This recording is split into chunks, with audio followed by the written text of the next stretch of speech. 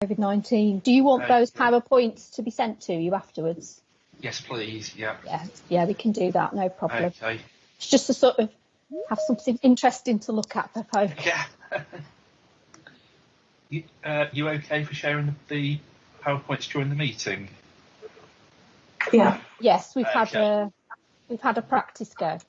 Okay. Morning. Good Are you all morning. right? Yeah, you. Yeah. Just trying to load the agenda at the same time as being online, which doesn't always work very well for me.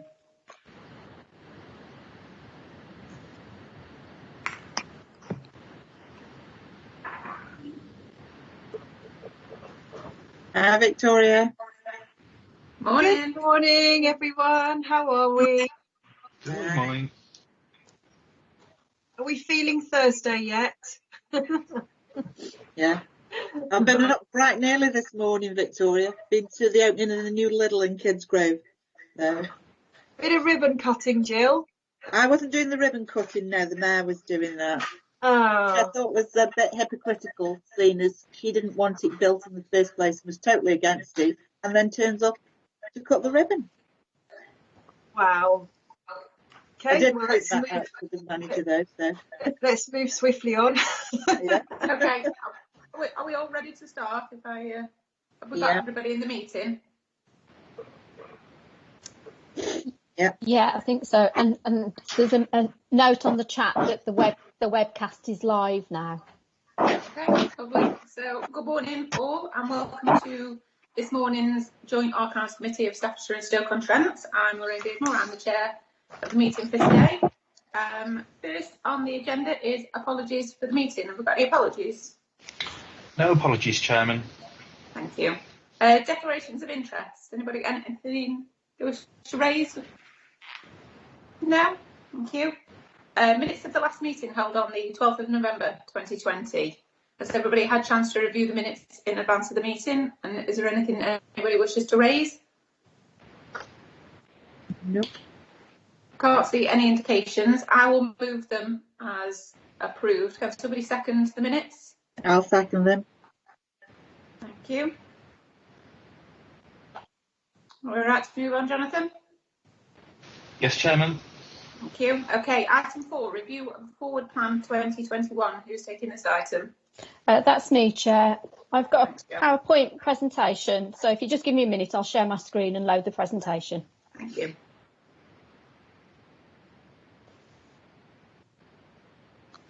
If we can all just stay on mute when we're not speaking, if that's okay, and I'll do likewise, so there's no interference when Joe speaks.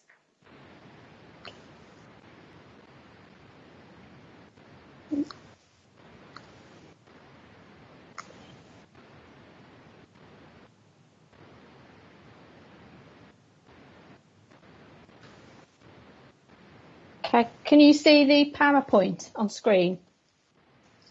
I can, yeah. Okay, thank you. So this report is bringing the forward plan and review of progress to the Joint Archives Committee. So the Joint Archives Service works to a 3-year forward plan, and in 2015 the scope of the plan was extended to 10 years after extensive consultation to take account of a significant transformation plan for the service. In 2018 the plan had a light touch review and update, and now in 2021 we've done another review and again update. Mainly of the context and statistics which reflect the changes that we've made, and we've also made some key changes updating other areas of the plan.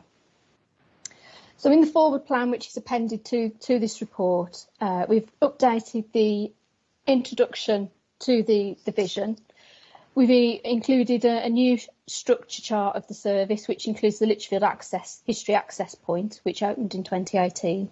We've also updated the list of key partners to add on Liverpool and Nottingham universities who we work with, Stafford College, who have been added to reflect planned activity for the Staffordshire History Centre project, which will include delivery of a number of learning sessions and placements. We've also added ceramics collectors groups as an important partner for Stoke-on-Trent City Archives, who've supported conservation and repair of collections such as the Shelley Group Archive. The Hub at St Mary's Lichfield is another key partner we've added on for delivery of a history access point in Lichfield. Our friends and volunteer groups continue to deliver support for our service, and we've also added on impacts of COVID-19 on their numbers, and working remotely has been included. We've added to our forward plan the vision for the History Centre project, and then we've made some changes to some of the key facts about our service. So the key facts for collections haven't changed significantly. The section on in our buildings, we still have 100% satisfaction rating from the most recent Visitors to British Archives survey. The service retains archive accreditation, though this is now due for review. We still have provisional accreditation for the museum service pending the outcome of the heritage-funded Staffordshire History Centre project. We continue to reach more people outside of our buildings. In fact, that's probably gone up slightly, and it now says that 99% of the use is online, though in-person visits are still part of our core service offer. So moving on, I'm just going to talk through each of the themes in the vision and sort of highlight the progress and the key changes. So in developing an active partnership approach, we've continued a strong partnership with William Salt Library Trust, both friends groups for archives and William Salt Library, Stafford Borough Council and universities to develop future plans for the service. There's been extensive consultation on the Staffordshire History Centre project and very detailed audience research. 537 people took part in this process, which was almost entirely online due to COVID-19. Our volunteer numbers have dropped since 2019 from 135 to 45 by June. Initially, they engaged remotely, but two further lockdowns meant this has been harder to maintain. And so we now estimate we've got about 20 that remain in touch with us, and we keep in touch in a variety of methods. So looking forward, the key priorities for this area will be recovering face-to-face volunteering on site once COVID-19 restrictions have eased, and recruitment of volunteers and development of a new network for the Staffordshire History Centre are also key priorities. So the text in this section of the plan has been very slightly changed to emphasise delivery in the next phase of work. Under resilience and sustainability, the key achievements have been development of the History Centre project, including a business case for extending storage in the project. We've also implementing our new structure at the moment, which will deliver the 300,000 MTFS savings for the county side of the service. This structure will be effective from 1st of May. At Stoke-on-Trent City Archives, we've had vacancies due to retirements, but they have now been filled, and we have plans in place for a further retirement, which is due at the end of this financial year. COVID-19 delayed the process of two externally funded projects, the case for the Ordinary Asylums project and the Bordy Courts Diocesan Consistory Courts project. However, both teams have been able to negotiate extensions to funding deadlines, and both projects have attracted additional funding, a collaborative doctoral award funding for each, which enables a PhD student to support the projects, and that gives additional resource for these projects beyond the time frame of initial grants and increases impact. Looking forward, the text in the forward plan has not changed, and the key objective is really to secure the heritage funding to implement this part of the plan.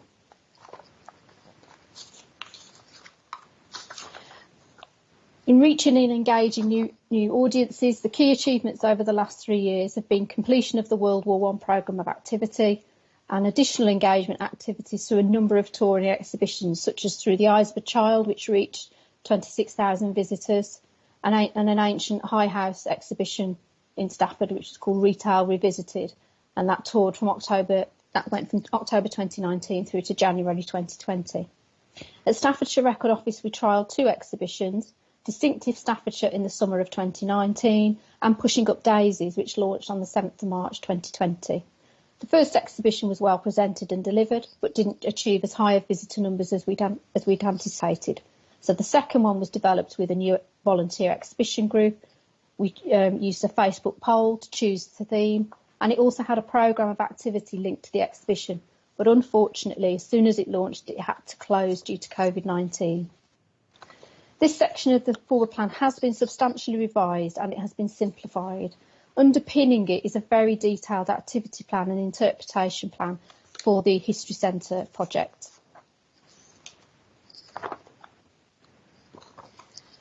For sharing knowledge across the sector, the service is still very actively involved in regional sector organisations, the main ones being Archives West Midlands and the Rural Museums Network. It's an active member of Archives West Midlands with 2 County Council staff as trustees, including Janine Cox as chair of Archives West Midlands. Members of staff have presented at 2 conferences during the year, and one was an academic conference and one was to the Royal Museum Network. This section of the plan remains unchanged, with further opportunities to share knowledge and develop case studies arising from future grant-funded projects. And the last objective in the forward plan is around our online presence and remote access. There's been substantial progress in this area. We've joined the Dorset-led consortium for the purchase of Preservica, a digital preservation system for born digital archives. We've added about 60,000 catalogue records to Gateway to the Past online catalogue, with emphasis on the Williamsthorpe Library and former Lichfield Record Office collections. We've added 6 new or extended indexes to the Staffordshire Name Indexes website, and we've developed an innovative digital engagement site with our volunteers during the pandemic, which is called the Learning Room. We've developed a plan for our new website, integrating the online catalogue, blogs, event programme and ticket sales, and an online shop, as well as local studies resources and user-generated content in consultation with stakeholders. And that will be delivered through the History Centre project. So the year ahead focuses on recovering the on-site services in the county and the city and rebuilding the volunteer and engagement offer. The service will continue to seek external funding and implement the funding bids that are already in progress. So just a reminder to members that the recommendation is that the committee approve the review of the forward plan and note progress so far. And I will stop sharing my screen, and then if there are any questions, Chair, I'm happy to answer them. Thanks, Jo. Are there any questions or comments for Jo on the report? Councillor Burnett. It's not a question. Do you think that you'll get some of these volunteers back once they've had the second dose of the vaccine? Because I know quite a lot of them were quite elderly and would have been shielding, wouldn't they? Yeah, that's the thing. A lot of our volunteers are in that sort of, certainly over 55, but many of them are over 65 and some of them are into their 80s. So we've been in contact with them, and the sort of feedback we're getting is there's a mixture. Some of them are definitely, I think we probably won't see returning because they are of that age and they are nervous. What our key priority will be about restoring their confidence, so demonstrating we've got a really safe space for them to work, and it will also be about that some of them have been quite socially isolated, so being able to come back together as a group, I think, is something that they'd be really keen to do. Working remotely, it's a bit harder for them. You know, some of them have kept going, but it's just not the same as being in a group and being able to chat to other people. I think there's no doubt, being really honest, we're going to have to do a bit of a recruitment campaign to get some people back, and hopefully, attract new volunteers as well, because, we need to refresh our group. And I think hopefully we've got such a lot of exciting projects coming up that we will be able to do that, but something we recognise we've got to do. Okay, thank you. Thank you. Councillor Wilson. Thank you, Chairman. Yeah, I was just gonna say on the back of what Councillor Burnett said, that perhaps Joanna wanted to do a bit of comms around this, and I think if we're successful with our bid, that we will probably encourage a lot more engagement from local people, and hopefully that way we will, we'll get more volunteers to replace those who might not feel that they're ready to come back yet. But certainly, this year, hopefully we'll be able to do some more of that work, but definitely going around comms, I think, might be the way forward, Jo. Yeah, I think that's an excellent point. Definitely some comms around recruitment, and I think that's something the library service will be doing as well. And I think as both our organisations are going to be looking at how we engage volunteers and communities who have been fantastic, really, haven't they, through the COVID-19 pandemic. So I think a concerted joint effort using comms will definitely help us to attract people back to the service and new people, hopefully. Yeah, I think as colleagues have said, it's certainly an opportunity, isn't it, to encourage new volunteers to come forward and give them the confidence to join something and do something that perhaps they might not do before, or perhaps COVID might have given them the opportunity to think about what they might want to do post-COVID and get back out into the world and volunteer. So, yeah, fingers crossed. Okay. Are we happy to note the report? Is there any abstentions if we note the report? Can't see any indications. Okay, so we take that as noted. Thank you. Okay, item 5, Staffordshire and Stoke-on-Trent Archive Service, impact of COVID-19 on the service. Is this you, Louise? That is me, Chair, thank you. I'll just put my screen up.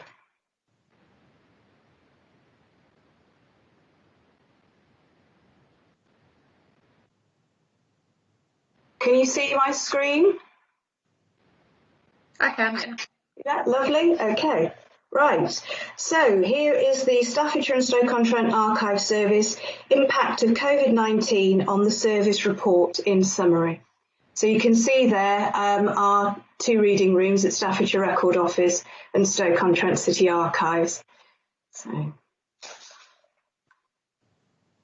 recovery of on-site services. Plans for recovering on-site services began during May 2020, focusing on national government and National Archives sector guidance, sharing ideas with other services through Archives West Midlands and advice from our health and safety teams. Early staff engagement was key to successfully planning the recovery and reopening of the service. The sharing of challenges, ideas and solutions fed into the service recovery plan and risk assessments. The first phase of the recovery saw staff return to COVID-secure offices. Staffordshire Record Office, the William Salt Library and the County Museums offices reopened to staff on the 15th of June and Stoke-on-Trent City Archives from the 22nd of June. However, not all sites could be reopened for various reasons. The William Salt Library is a Grade 2 star listed building and has a layout which prevents adequate social distancing. In agreement with the William Salt Library Trust, it has remained closed, but the collection has been made available for use at Staffordshire Record Office. Stoke-on-Trent City Archives and Lichfield History Access Point have not yet reopened to visitors. Both services are within a shared building, making access more complex to plan for safe use. Additionally, as Joe has said, Stoke-on-Trent City Archives has experienced staffing issues, but all but one of these posts will be filled by April of this year. A detailed recovery plan has been developed to enable the City Archives to reopen to visitors following the current lockdown. Plans are also in place to reopen Lichfield History Access Point. So, recovery of on-site services. I'm focusing on Staffordshire Record Office as it's the only office that's as yet reopened during the pandemic. So Staffordshire Record Office was reopened to the public on the 14th of July 2020 by appointment only and pre-ordering of documents. Capacity in the search room had to be reduced by 75% to increase space for social distancing. Screens and hand sanitizer were made available, and since August, staff and visitors have been required to wear face masks.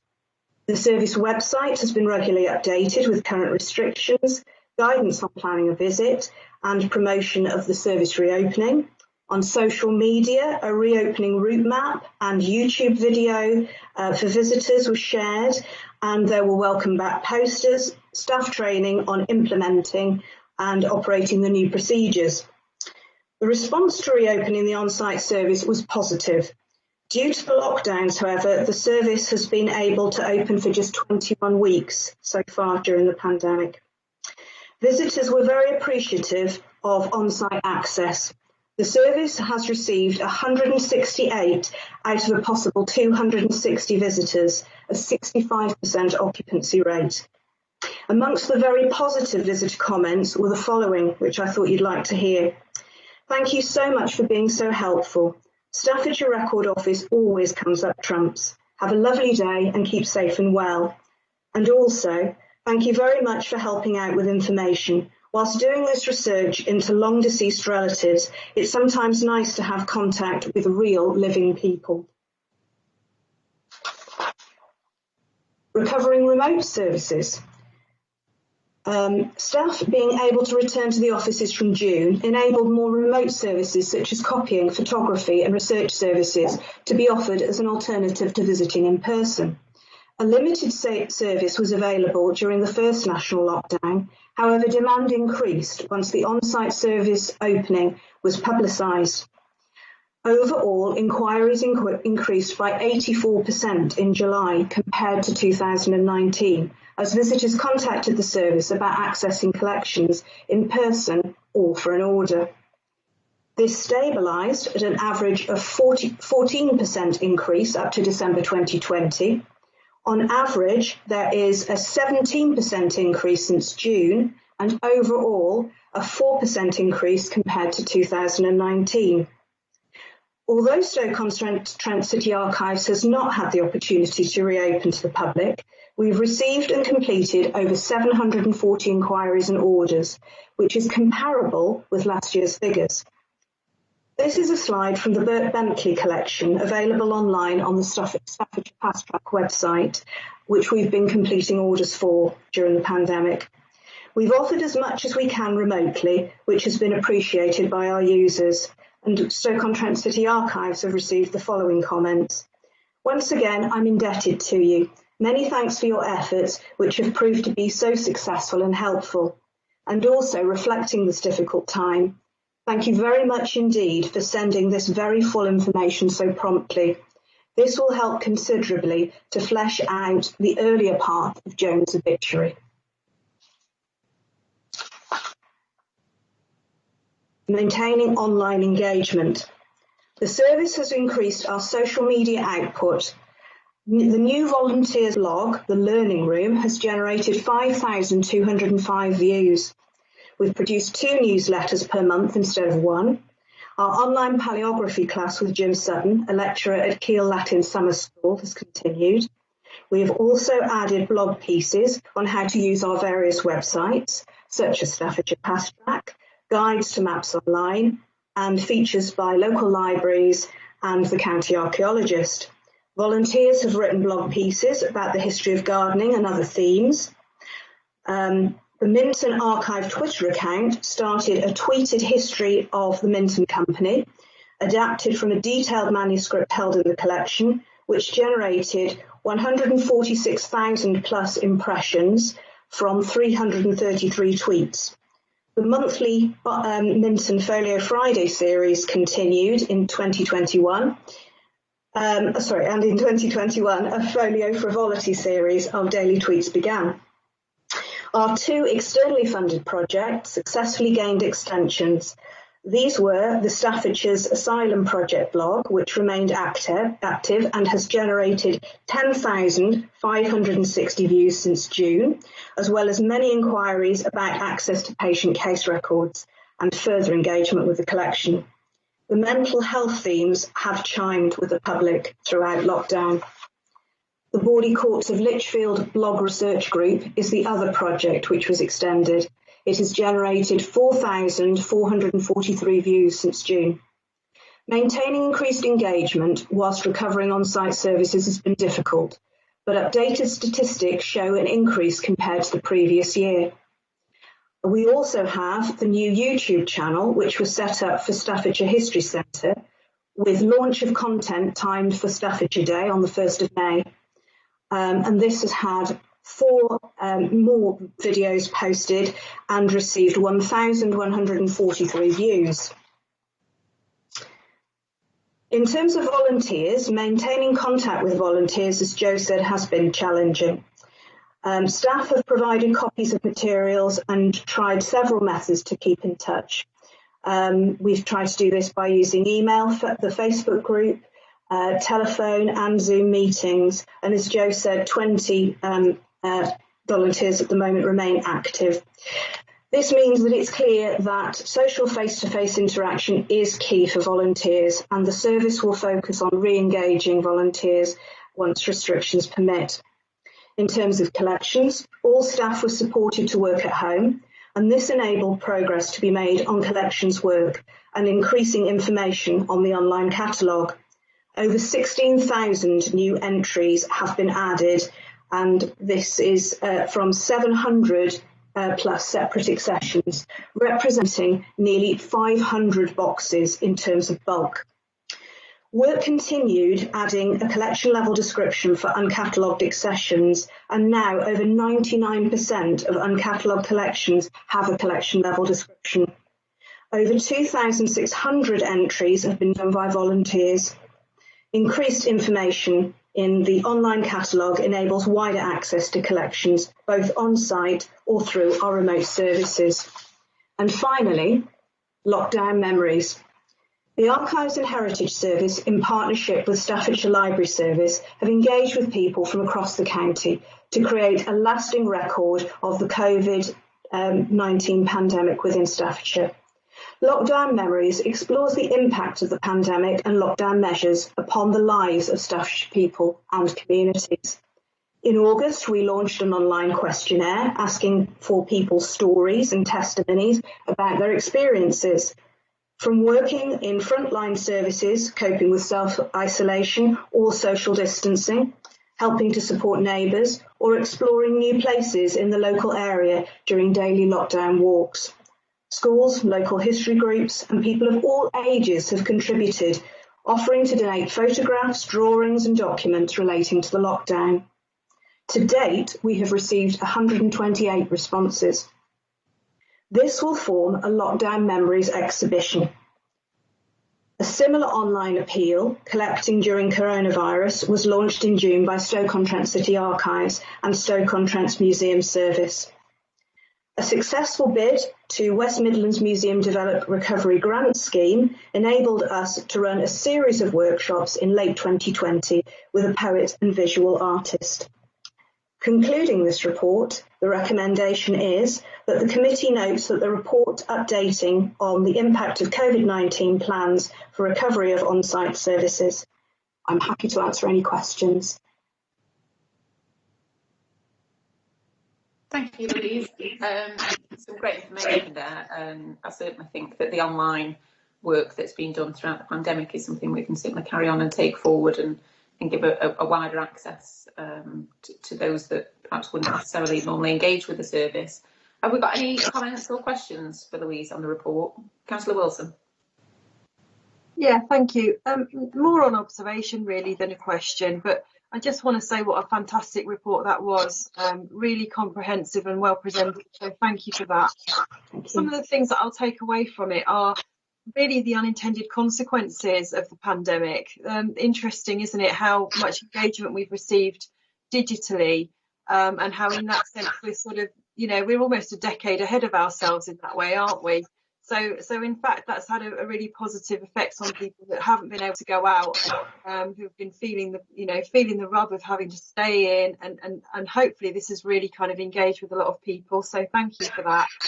I think with regards to the Lockdown Memories exhibition that we launched, we didn't know then what we know now, did we? And hindsight's a great thing because we had 2 lockdowns since then. So I wonder if there's any scope for that to continue on. And on a more positive note, I'd like to ask, when our roadshows are back in situ and we're going around the county once more showing what we've got, that we can put something together with regards to the lockdown memories, because it is going to be a piece of history, isn't it, that we're not going to want to forget, and future generations are going to want to see it. But in the short term, it might be interesting if we could incorporate that into any sort of future roadshows that we might undertake. Thank you. Thank you. Thank you for that. Are there any other questions or comments? No? I'd just like to say, oh, sorry, Jo, go on. Yes, it's just to come back on Councillor Wilson's comment. The work we've done on lockdown memories, we're planning that there'll be an exhibition either through the Staffordshire History Centre project or later on when we've actually been able to collect items in from people that they've pledged items to the service. So that's how we will take that forward. But equally, we'll still be open, as you said, there's been 2 more lockdowns. We're looking for any other items that people have got to bring forward. So it's just to respond to that comment. Thanks. Thanks, Jo. And the comments from members of the public that have visited the archive service during the pandemic were wonderful as well. So congratulations to all the staff on those fantastic comments. Is the committee happy with the report? Yeah, I can't see any abstentions, so we'll take that as noted. Okay, item 6, predicted outturn. I assume this is supposed to say 2020-21 and 21-22 revenue budget. Is that you, Jo? That's taking that. That's me. Who's taking that? Oh, sorry. Chairman, can I just say that I'm hearing a lot of feedback? Can we all just put our microphones on mute if we're not speaking? Thank you. Okay. Okay, so this report is to update the Joint Committee on the predicted outturn for the current year 2021, the latest reserves position, and then to approve the net revenue budget for 21-22. So I'm going to start by popping up Appendix 2 on my screen, which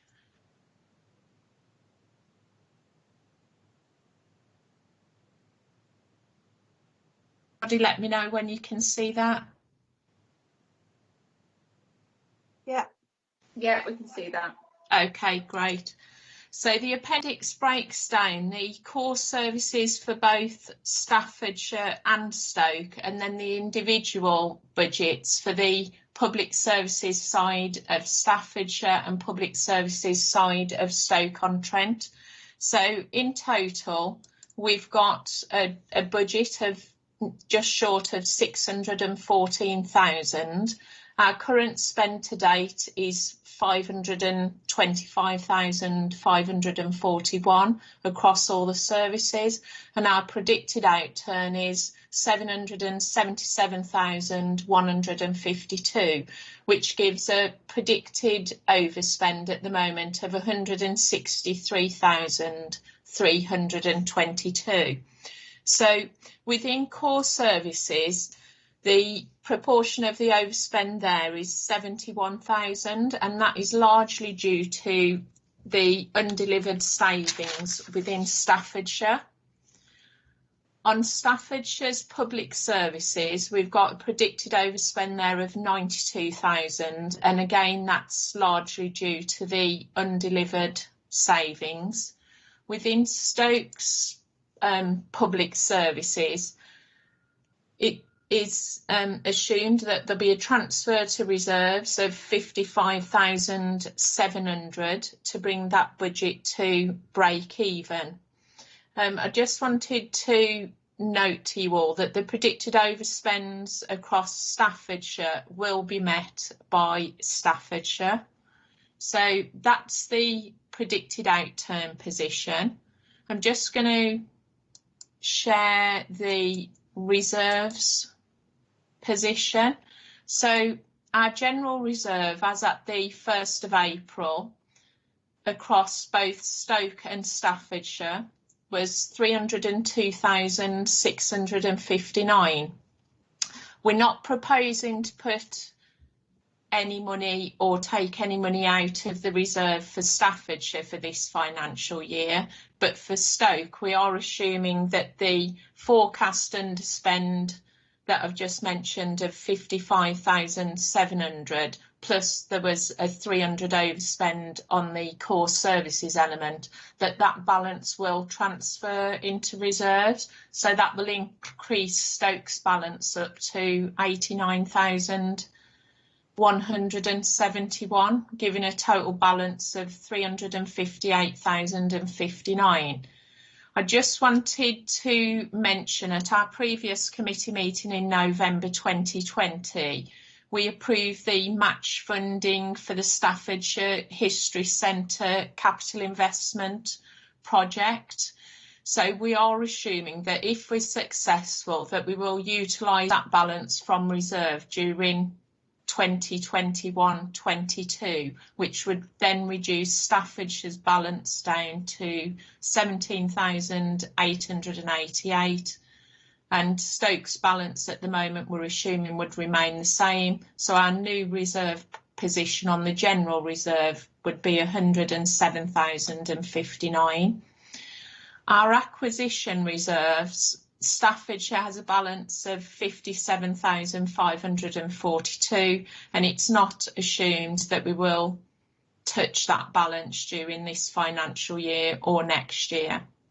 Within Stoke, there's a Art Fund Grant Minton Reserve that had a balance of £10,301 at the start of this financial year, and it's assumed that that will be fully utilised before the end of March this financial year, so that balance will reduce down to zero. So across all of the reserves, the forecast balance as at the end of March 2022, which assumes the 251,000 coming out for Staffordshire, will be a revised balance of 75,430 for Staffordshire, 89,171 for Stoke, giving a total balance of 164,601. Are there any questions on the predicted outturn or the reserves? Is everybody happy to note the position? Have we got any questions for Nikki? No, thank you. I'm satisfied with that, Chairman. Thank you. Okay, thank you. I'm just going to pop Appendix 4 up, which is our proposed budget for 21-22. So the total proposed budget for next financial year is £607,720, and that's split between Staffordshire 66%, 399,520, and Stoke 208,200, which is 34%. I'd just like to highlight to you that within Staffordshire, we've increased our pension contributions by 1% for next year, and then all of our income and expenditure has had a 1% inflationary increase on there. And then for Stoke, just their core services employees budget has had a 1% increase on as well. I just wanted to draw your attention to a reorganisation that's taking place within Staffordshire, which is as a result of our MTFS savings, that we're going to be having a restructure that's going to be implemented in May. So all of Staffordshire's budgets have been realigned to reflect the new organisational structure. So if you were initially to look at this budget for next year that says in total we've got 607,720, if you then refer back to last year's overall budget, if I just pop it up, which is 613,830, you might initially think that Staffordshire have reduced down their contributions, but I've recast this year's budget back to, I've recast next year's budget to show the changes that we are making within the organisational structure. And it does actually mean that there would have been a £5,000 increase if we were to recast those budgets. So overall, the budgets have increased for Staffordshire for next year. Are there any questions or comments on next year's budget? Have we got any questions for Nikki? I can't see anybody indicating. Are we all right as a committee to approve the budget for the following year? Yes, I agree. Yeah, no problem. Yes, please. Yeah, okay. Okay, thank you. Thanks, Nikki. We take that as approved. Okay. Thank you. Next item on the agenda is item 7, Staffordshire History Centre project update. Is that you, Jo, this time? Yes, Chair, it's me. I'll be just talking to the report in your pack. So if you refer to your either your digital or paper copies. So a summary update then of the progress of the project since 12th of November. The key areas of progress have been the audience research, learning an activity plan, interpretation plan, design plan, business and marketing plans. The good news is that the project passed the mid-stage review with the National Lottery Heritage Fund on the 10th of December 2020, and we are now very much working on the final application submitted on the 1st of March 2021. So just to cover the key areas of progress then, in activity plan and learning, the plan's been rewritten and formed by the evidence from our audience research. We've identified, obviously, our existing core audiences are volunteers, older, relatively affluent people, family and local history enthusiasts, researchers and visitors to Stafford. But we've also identified target audiences who are currently underrepresented in our audience profile. So that includes families with children living in a sort of 21 miles, 37-minute drive time, school groups in Staffordshire, university students and academics, adult learners in Staffordshire, people from different cultures and backgrounds, people from areas of low engagement, that's sort of specific geographical areas in the county, people from rural communities in Staffordshire, and people with early onset dementia, and voluntary youth groups in Staffordshire. So the activity plan sets out a 4-year programme of activities to attract visitors to the History Centre and also beyond Stafford, so the rest of the county. We're also proposing a new website for the service which will integrate the online catalogue, the Staffordshire Name Indexes site, Staffordshire Past Track site and an online shop.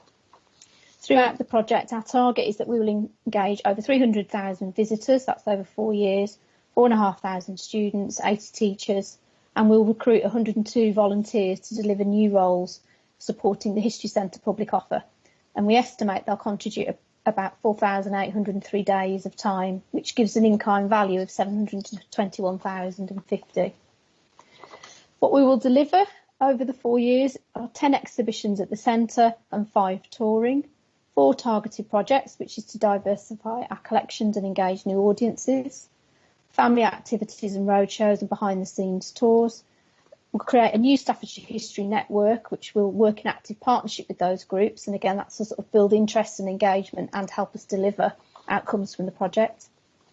We'll also create 7 school/higher education sessions to engage students and teachers, deliver a very extensive training programme for our staff, volunteers and community groups. And as already mentioned above, we'll create the new website.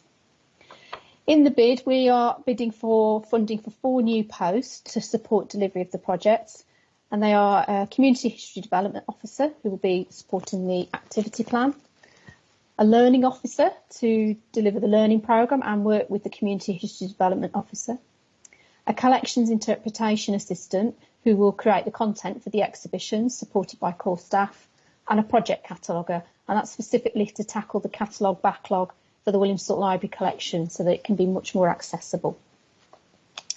For the design, interpretation and environmental sustainability planning for the project, our architects Richard Sharrett, too many words there, have produced an updated design report. And what we've included is a new replanting the garden in behind the William Salt Library to really increase biodiversity. What we're really pleased about and what our funders, the Heritage Fund, really pushed us for is that we've included all of the master plan in the phase 1 works identified from the existing budget. And what that is a walkway all the way through the site from the North Walls part of the town in Stafford right through to Eastgate Street. So it will link up that part of town with the town centre. So it doesn't just benefit the History Centre, it does actually benefit the sort of economy and recovery in the town centre of Stafford by bringing people through.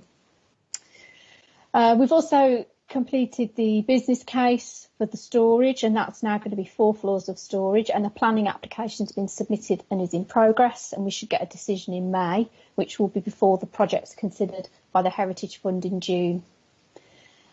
Another addition since the mid-stage review is a very comprehensive access strategy, which covers not just the physical buildings and how they're accessed, but intellectual access across the activities and interpretations. So that's appealing to people with disabilities, people from different ethnic backgrounds and speaking different languages, people with early onset dementia. So making sure that the whole project is accessible to people.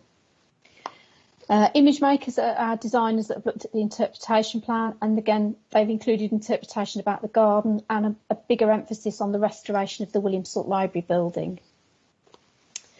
The Heritage Fund requires a COVID impact assessment for projects, and so we've produced that for our project, particularly looking at how the building and exhibition and visitor spaces could be used if social distancing measures are still in place. So obviously we very much hope that they won't be by the time the project is operational. The business plan has been rewritten, and it draws on the audience research and market analysis and the activity plan.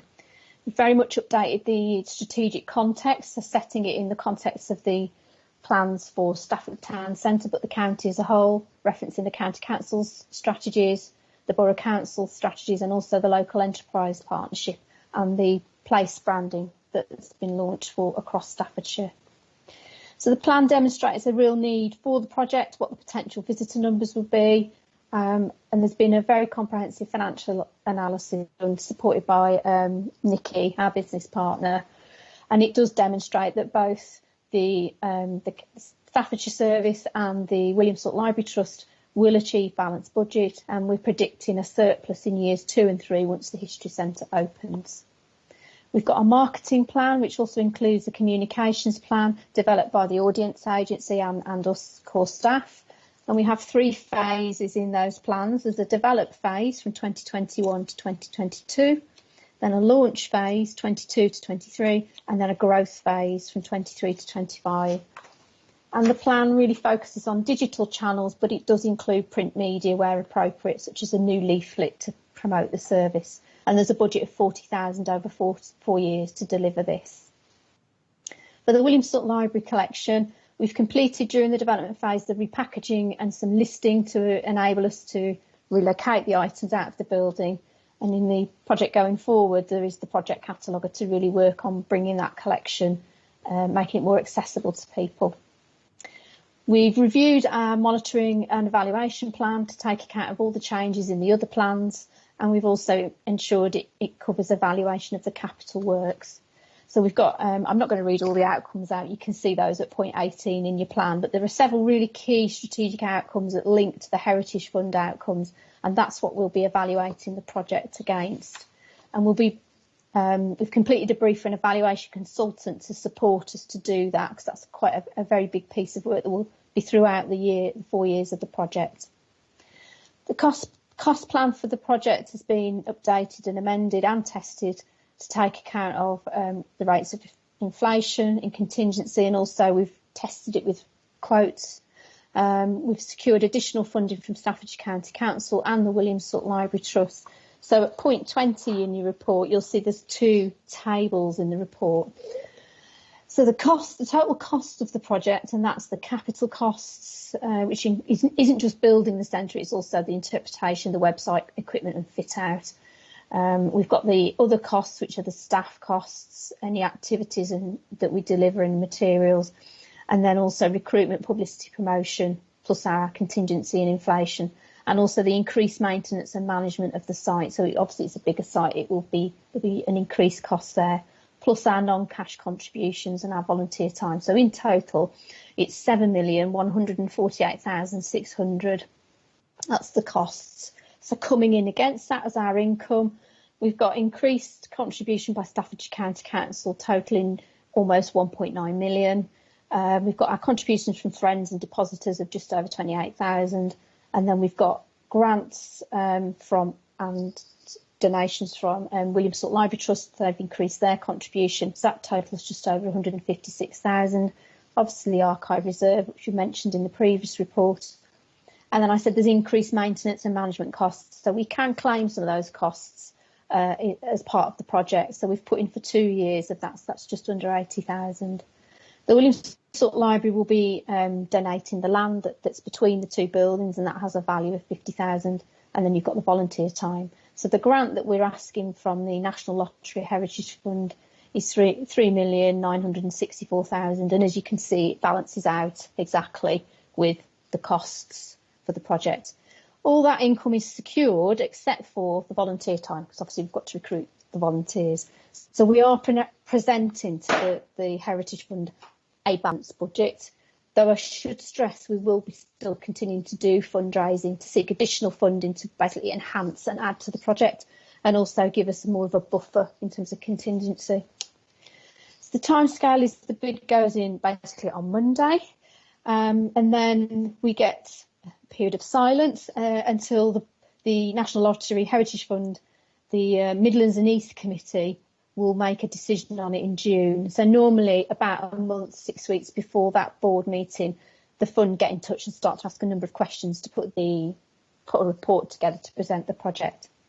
If we are successful, and we will hear in June, then we would have a couple of months where we wait to get the permission to start, and we're assuming that would begin in around October 2021. The construction would start next summer.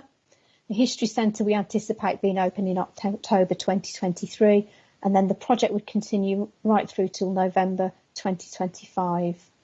And that's my report. So if there are any questions, Chair, I am happy to take those. Thank you. If we've got any questions or comments that anybody wishes to make, Councillor Burnett. I was just wondering, where you said you've got the school groups who need curriculum-related content space to gather and facilitate learning. How long do you anticipate it's going to be before you can get the schools back in so that they can do this learning that they've missed during these lockdowns? Yeah, I mean, during COVID-19, we did actually test some of the curriculum content. We had 7 PowerPoints that our learning consultant created that we offered to schools that we know they downloaded, and they provided comments back on it, and also some lovely examples of children's work. So they did use some of it during the lockdowns. I think that's my first point, and we've got contact, and we've got established contact with those schools. I mean, I guess we and schools have got some work to do, waiting for the progress of this current sort of reopening to see when we can enable groups to come back in. I mean, at the moment, we don't actually have enough space to take an entire class. That's one of the points we're making in our bid. We don't actually have space to do that. So it's quite difficult to take school groups at the moment.